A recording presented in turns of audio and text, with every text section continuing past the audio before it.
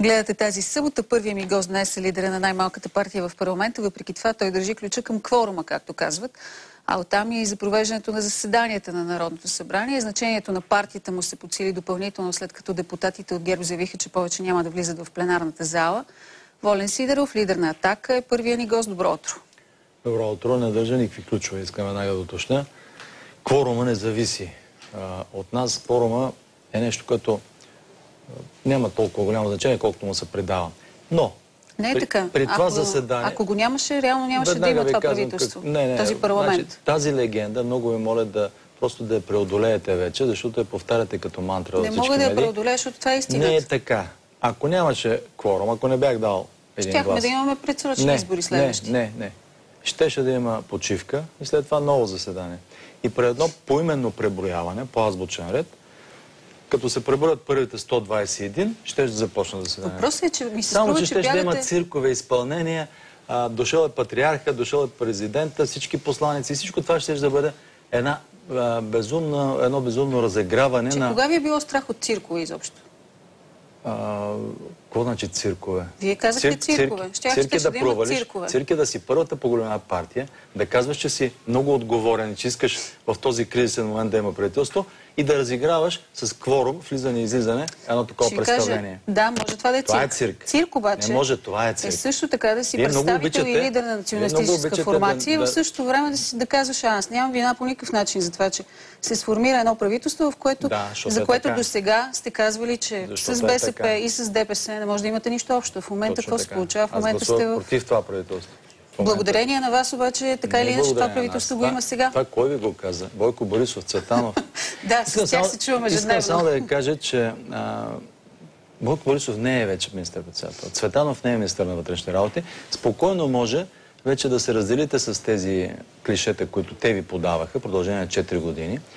Спокойно може да се освободите от страха и да си говорите нормално, като свободни граждани. Защото 4 години... Такова усещане ли имате за мен? Такова усещане имам за медията ви и за другите медии, защото 4 години те бяха под пълната власт и цензура на Борисов и Цветанов. Извинявайте, но вие някога да се ви спирали някъде да участвате? Естествено, че ме спираха. Два пъти съм се появявал в годината, 3 пъти най-много в публицистични предавания в BTV, а Бойко Борисов и Цветанов по 3 пъти в сутрин, обед и вечер по 3-4 пъти. Ако почнем да броим, сметката ще е различна обаче, да ви кажа. Не, точно е сметката. Има изследвания на медийна демокрация, знаете ги много добре, ако не ще ви ги изпратя. Там ще видите, че там изводите са категорични. Обаче пак се отплесвате и почвате да местите към Цветанов и Борисов. Това е много важно. На вас не ви харесва темата, защото трябва да признаете, че медиите бяха подчинени на Цветанов. Измествате факта, и сега не може да излезете от този страх. Не може да излезете от тази... Вие реално подкрепихте това правителство, разбирате ли? Защото ако искахте да лъжете хората. Не е коректно, не е добре водещ на предаване в национална телевизия да лъже зрителите си. Аз гласувах против това правителство. Не е ли факт, че благодарение на вас това правителство? Не. Как да не е факт? Не е така. Как да не е? Така. Ама сега говориме си... Добре, аз ви обясних. Щеше да има кворум при поименна преброяване. Така. Вие обаче опорито защитавате тезата на Борисов и Цветанов, защото продължавате във вашата телевизия да имат лобистко влияние. Не знам дали нямат и процентно участие, собственост, както съм чувал. И по тази причина, колкото пъти аз седна и обяснявам едно нещо, насреща водещия казва, да, ама не е така, защото аз смятам другояче. Казвам, ето ги фактите. Не, защото аз смятам. Аритметиката. Защото и аз ви представям факти. Ами аз ви представям аритметиката. Казвам ясно какво ще да стане. Ако не знаете, запознайте се с правилника. Борисов и Цветанов, господин Цветанов, миналата седмица беше за първи път дойде изобщо. Не говоря за вашето предаване по принцип, говоря за медията като цяло. Ама за медията вие последните няколко месеца сте почти всяка седмица в това предаване. То така се получава. Поканете да спорим, кажете, вие сте привърженик на какво? Противник сте на Атака и спорим като какви. Но чакайте малко, трябва ли да съм противник? Или сте водещ на предаване, обективно, защото вие оспорвате всяка моя дума по един начин, който не е обективен. Не е ли факт, че журналистът трябва да е критичен? Журналистът трябва да е преди всичко обективен. Преди всичко трябва да предава фактите и после коментар. Вие искате ръкопляскане от мен. И после коментара, да. Мога да ви го кажа като по-дългогодишен журналист от вас. Винаги, когато съм писал коментарни материали, те са били върху фактологията. Критикувал съм много правителства, министър-председатели, всякакви управляващи. Така имате силно перо. Обаче, откакто минахте в полето на политиката, не може да ми давате съвети за журналистика. Напротив, мога да ви давам, защото журналистиката си остава, опита ми си остава. Моите 3000 статии си остават, моите книги си остават. Но вече сте минали от другата страна, моето присъствие си остава. Разбирате ли? Няма друга страна. Страната е една и съща. Обществените интереси са едни и същи.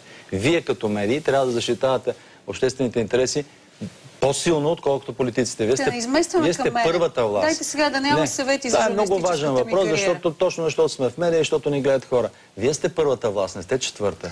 Това, което става, втора или трета, четвърта. Това, което се случва, в парламента в момента. Това, което се случва през медиите, се случва. Ето, оня ден, например, Атака гласува против промените в закона за ДАНС, за политическото номадство.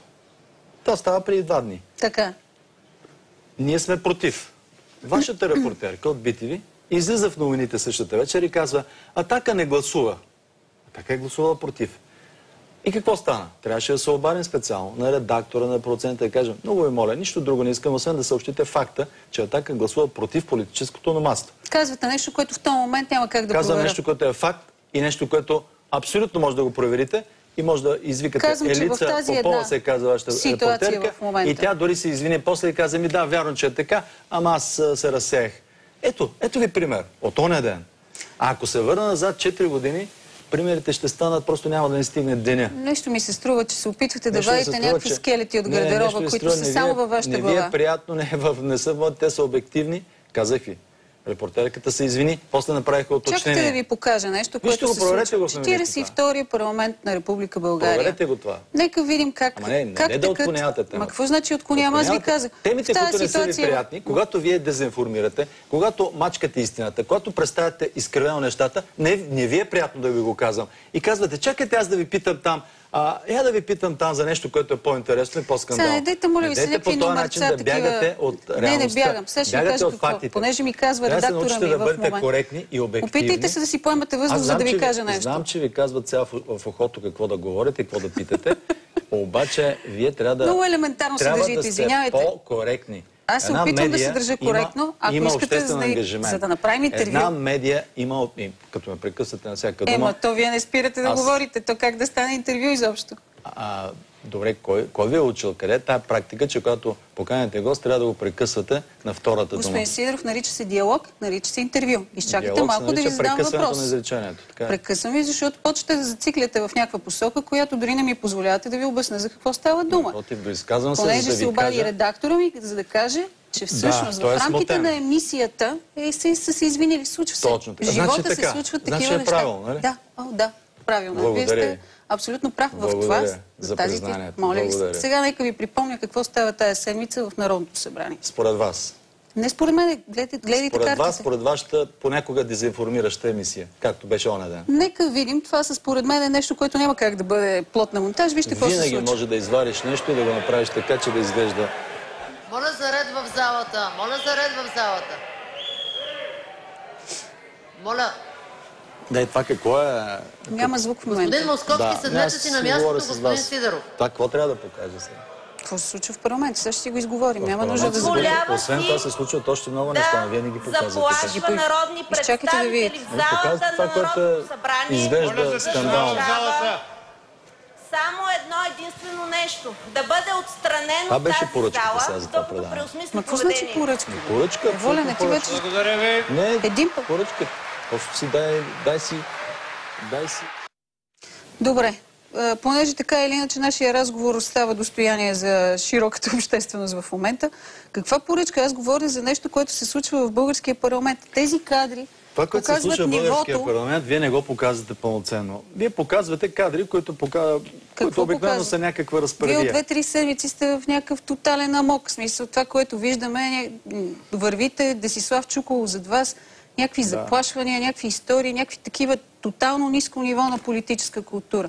В Народното събрание, в кулоарите вчера, от чия страна? Някакви журналисти се заплашват, от чия страна е ниското ниво? скачат някакви хора. Давате квалификация. Когато давате определена квалификация, трябва да ги аргументирате. Това високо ниво на политическа култура. Това е отговор на ниското политическо ниво на Московски, който подвиква грубости, само че вие не ги чувате, не ги виждате. подвиква Какво казахте обиди. на Ивайло Московски? Защо не питате той какво ми каза? Добре, какво ви каза той на Добре, вас? какво ви каза? Какво ви каза? Обидни неща ми каза. Какво ви каза? Няма смисъл да ви занимавам. Няма смисъл да занимаваме хората Ама с вие занимавате ниското всички, политическо. защото това Аз се обаче случва в парламента.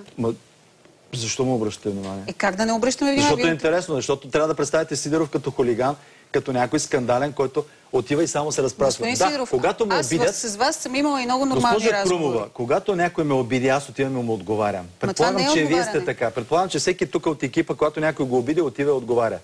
Само, че вие давате втората част от действието и казвате, ето Сидеров е скандален. Всъщност скандални са тези, които стоят от ГЕРБ в залата.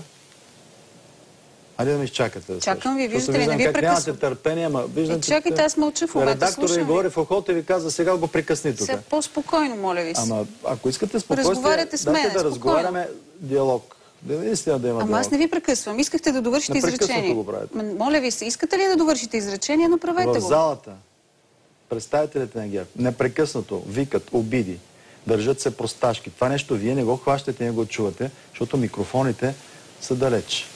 Те обаче са близо до нас. Тези обиди, подвиквания, крясъци и викове, може да питате всички от колегите, са ежедневие. И на това нещо аз и колегите ми отговаряме, защото не сме някакви плазмоди, които да седим и да не обиждат герберите, които трябва да бъдат разследвани за своето управление. Разбирате ли сега за какво става дума? Разбирам, ама само да ви припомня, че вие бяхте Ама политическата разбирате ли форма. наистина? Много добре ви разбирам. Кристално ясно ви Благодаря за разбирам. разбирането, защото Но само да ви имам припомня, че чувство, вие бяхте политическата разбирате формация. половината само от фактите, Ами, другата може- половина леко я прескачате. Възможно, Услужливо. аз имам хормонални проблеми в момента. Обаче, възможно е все пак да ви Не припомня се нещо. занимайте с журналистика тогава. Гледайте си домакинство, отдайте се на хормоналните проблеми. И това ще дойде Това спокойно. е вредно, между другото. Оставете неща, които просто явно не може да се справяте с тях. Зарежете ги, бъдете си домакина. Аз не знам защо ги напират толкова жени да стават водещи, след като По-добре си готвят вкъщи, По-добре да нали? си гледат сами, да раждат деца. А какво да готвят Нацията ни намалява. Кажете ми, Раждайте какво повече бих могла деца. да сготвя? Как бих могла да се Имате оправя като предаване на домакин? Звезда, ще видите там какво Нещо сготвите. мусака, пълнени чушки, такива неща. Каквото ви дойде от каквото сърцето ви Кажете ми като подсказва. журналист, защото просто... Но защо се занимавате с нещо, което очевидно ви натоварва, не ви се покрива с възможностите? Отдайте се на това, което можете да го... Казвам ви го от сърце, като Смисъл? приятелски колегиален съвет. Не се мъчете да обяснявате политиката през скандалчета по този начин, по който някой ви дава поръчка. Полекна ми сега, като ми дадохте Редактора ви този съвет. говори в ухото, на него му говори Цветанов, на него Красимир Гергов и така нататък, и така нататък. Знам ги, тази линия я знам. Да. Да, аз съм в тия неща, съм вече много години. Врял и кипял. Много преди да се появите в журналистиката. Така че Сте бил какъв? и журналист, и с политика съм се занимавал, така че знам какво стои за това. Каратистските умения кога ги освоихте? Аз нямам каратистки умения. Моля ви се, аз ви гледах в рекламния ви клип. Да. Бяхте доста така. Тренирам, поддържам спортна форма. Това лошо ли е? Напротив. По-добре, отколкото да пускам шкенбе като Борисов и други. Гледам ги там, тези гербери. Те са с по 50 кг наднормено тегло. Това е абсолютно нездрави хора. Просто се Това говори изненадам, за- че сте странно развит. Хем сте журналист, хем сте политик, хем сте каратист. Не съм каратист. Каратист е Бойко Борисов. Бъркате. Той се представя за каратист, макар че никога не е бил такъв. Той се представя, а вие се снимате Но- по рекламните си клипове по този начин. Да. Гол до кръста, с бойни такива Какво някакви лошо има? хватки. Не, просто казвам, че наистина е прекрасно. Понеже казвате и ми давате Защо е съвети, прекрасно? Завъртете го този клип по BTV, да го гледат по-често хората. продължаваме и ще затова бъде- не мога да... Ще бъде много добре. Прекалено често ми предизвиква прекалено силни емоции. Понеже ми давате съвети за моето бъдеще, дадохте съвети и на доста други хора, също колеги от гилдията, от вашата партия Ами да, на последните както вие. дни на СКАТ дават доста съвети. Аз ще ви припомня история с Тео Ангелов, журналиста, който прищипахте пред парламента, пак с господин Чуколов, за да можем да коментираме също така вашата реакция спрямо журналисти. Това е един от бисерите на българската журналистика. Не е лошо да поговорим съботна сутрин точно за Тео Ангелов. Нека поговорим, С това ще подобрим, само да видим. енергийния баланс на зрителите. Ти защо обиждаш нашите избиратели? Защо обиждаш? Какво право имаш? Какво право? Извини се, бе! Извини се, бе! Извини се, бе! Извини се! Извини се! Защо обиждаш българските избиратели? Извини се, извини се, извини се! 2004 година Волен Сидеров дойде в телевизия СКАТ гол и бос като църковна мишка. Имаше едни скъсани обувки и едно кожено якенце. Те опак ще ти викат, да знаеш. И едни протрити панталони. Така тихичко вървеше Волен Сидеров. Аз това ще направя. И Капка Георгиева и тя ходеше до него и тя с едни ефтини дрехи облечена. Въобще като клошари. Няма да го пуснем. Така ли? Това, което видяхте, беше миналата седмица в предаване. А ще пуснете ли на Симеонов видеото, което казва, че избирателите на Атака са лумпени? Валери Симеонов, началник. Всъщност това е мантрата, която повтаряте. А Тео Ангел всъщност е политическо лице, защото той е участник в изборите, в листите, както и репортерите на СКАТ. Те всички до един са в листите. Значи имаме една партия, която се бори срещу Атака, която клевети Атака 3 години и половина. Това не са само репортери, те са политически лица. Вие си имате една друга телевизия. Те са участници в изборите. Добре, ама това ли е начина? И са конкуренция на Атака. Това ли е начина? А се правят на репортери. Този човек каква отговорност носи за изказване на Валери Симеонов? Това ли е начина да наречете прости и тъпи хора гласуваха за Волен? Хубаво. Защо не покажете видеото? Той гостува при вас. Да ви кажа ли? Искате ли да ви отговоря? Забраниха ви, така? Не, искате ли да ви отговоря наистина? Защо не показвам това видео? Факт е, че не го показвате. Оправдание винаги ще се намери. Не, аз ще ви кажа. Не го показвам, каквото и да ми защото кажете... вашия пиар вчера се обади и каза, че вие няма да дойдете, ако не бъде пуснато видео за човек, който не е участвал в това предаване. Вчера бяхте гост... участвал в BTV обаче. Вчера бяхте гост на Цветанка Ризова. Защо се притеснявате да го пуснете? Вчера бяхте гост на Цветанка Ризова. какво? Защо не поискахте да бъде пуснато това видео? Защото тук аз идвам като право на отговор на именно на това лице. На Тео Ангелов. Теодола, който го наричате нежно Тео. Точно така. И явно е ваш приятел. Валери Симеонов не е бил гост в това предаване, господин Сидеров. Да, обаче... Освен това да ви кажа защо не пуснах видеото. Обаче разправете Взех лично аз това решение, защото, господин Сидеров, не ми хареса факта, че се опитвате да ме изнудвате и да ми казвате, че няма да дойдете, ако не излъча нещо, което вие желаете. Няма да стане, господин Сидеров. Защото е тенденциозно. Тенденциозно е след обяд да се обади вашия пиар и да се опитва да изнудва.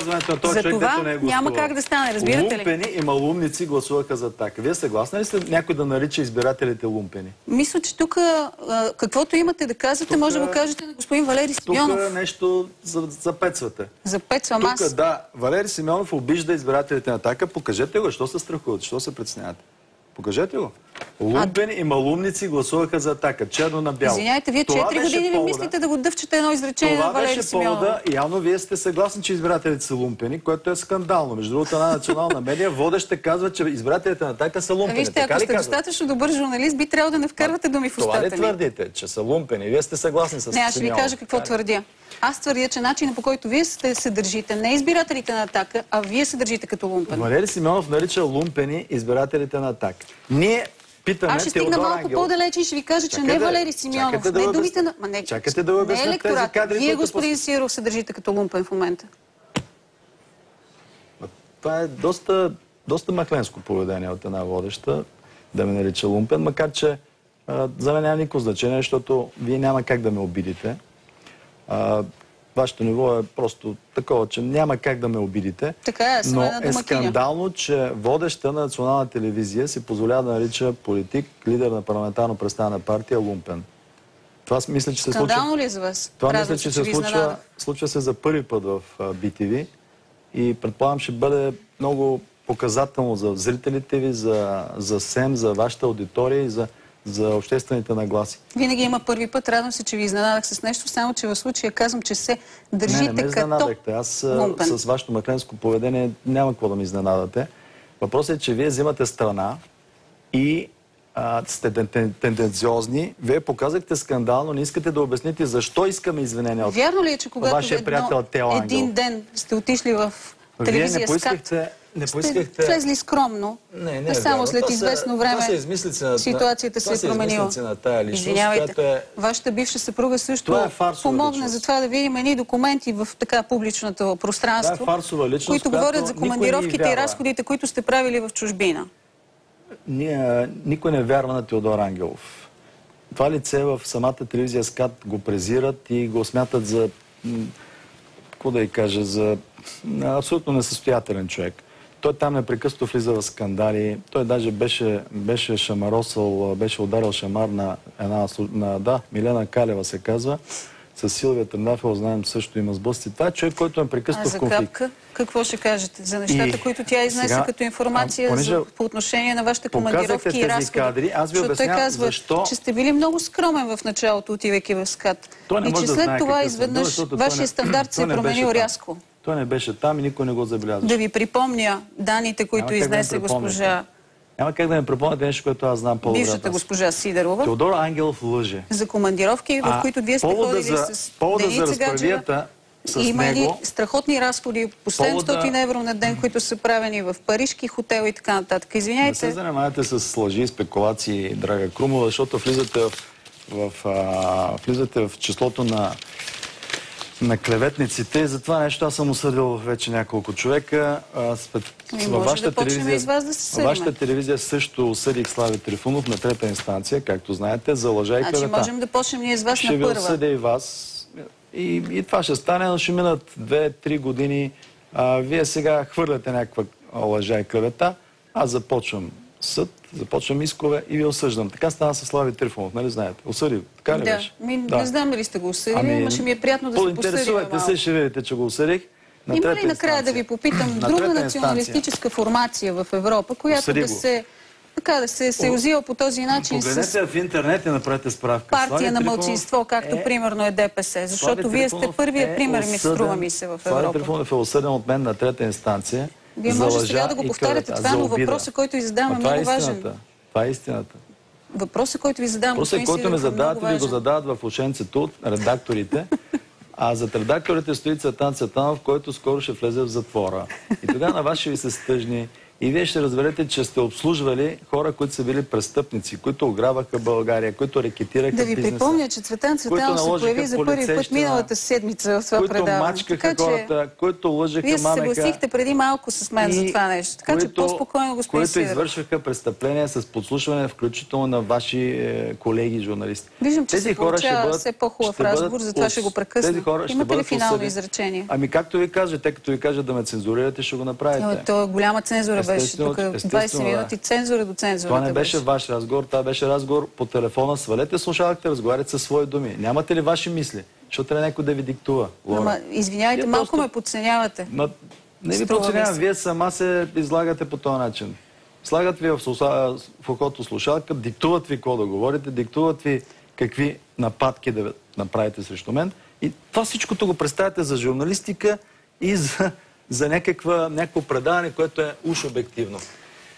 Много ви благодаря за този разговор. Беше ми много приятно. И все по-надолу на мен, на господин Цветанов и на всички редактори, които през тази слушалка диктуваха на сърцето ми най-различни неща, които да ви попитам. Беше ми изключително приятно. Благодаря ви за гостуването. А сега всъщност за проституцията и политиката всъщност лек преход правим. Съвсем лек. Той дори почти е незабележим. А имате опит в проституцията ли? Сега ще ви кажа, да. Ако имате опит в проституцията, споделете го, сигурно ще бъде интересно. Сега ще ви споделя нещо, което според мен ви е близко. Тя е порнозвезда всъщност и политик, като порноактриса се провива през 70-те. Впоследствие именно с тази биография става член на италианския парламент, а миналата година дори основа своя партия. Виждате ли колко са близки съдбите на българската и италианската действителност? Днес е на 62 години, беше в България за рождения ден на една друга популярна личност със съмнителна слава. Чичолина дойде за рождения ден на Евгений Минчев. Вижте.